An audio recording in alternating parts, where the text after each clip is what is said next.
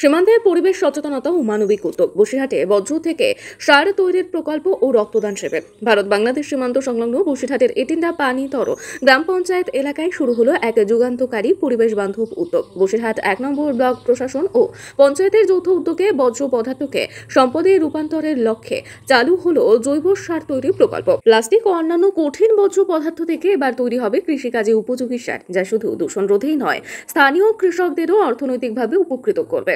এই প্রকল্পের সূচনা ঘিরে উৎসবের আবহ তৈরি হয়েছে সীমান্তবর্তী গ্রামগুলিতে। পরিবেশ সচেতনতা ছড়িয়ে দিতে এই উদ্যোগ প্রশংসিত হচ্ছে সর্বত্র।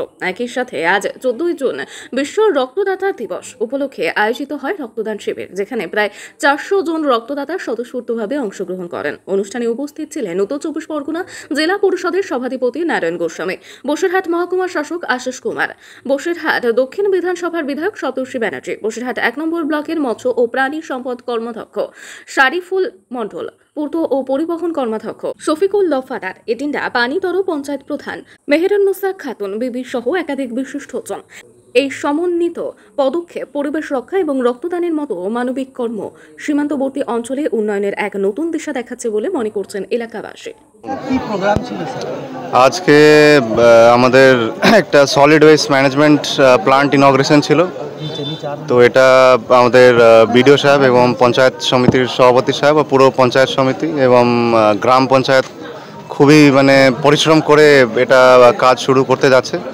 এই কাজে আপনার লাভ হবে কি, আমরা এলাকায় ময়লা কমাতে পারবো।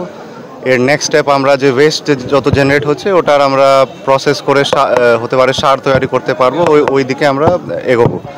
তো আমরা আশা করি এটা প্রোগ্রাম খুবই সাকসেসফুল হবে।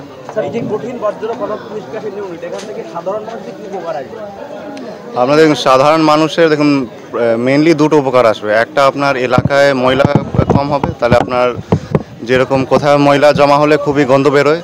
আর ২ নম্বর আপনার ময়লার জন্য যে রোগ হয়, আপনার ডেঙ্গু হতে পারে, ম্যালেরিয়া, ডায়রিয়া, এইসব রোগে প্রকোপ কমবে। কি বার্তা দেবেন এলাকার মানুষকে? এলাকায় মানুষকে বার্তা দেবো আমরা সরকার পক্ষ থেকে তো চেষ্টা করে যাচ্ছি, কিন্তু আপনার সলিড ওয়েস্ট ম্যানেজমেন্ট এটা সবাই যদি মিলিয়ে কাজ করে, সবার সহযোগিতার সাথে যদি কাজ হয়, তাহলে এই প্রজেক্ট আর তাড়াতাড়ি এগিয়ে যাবে।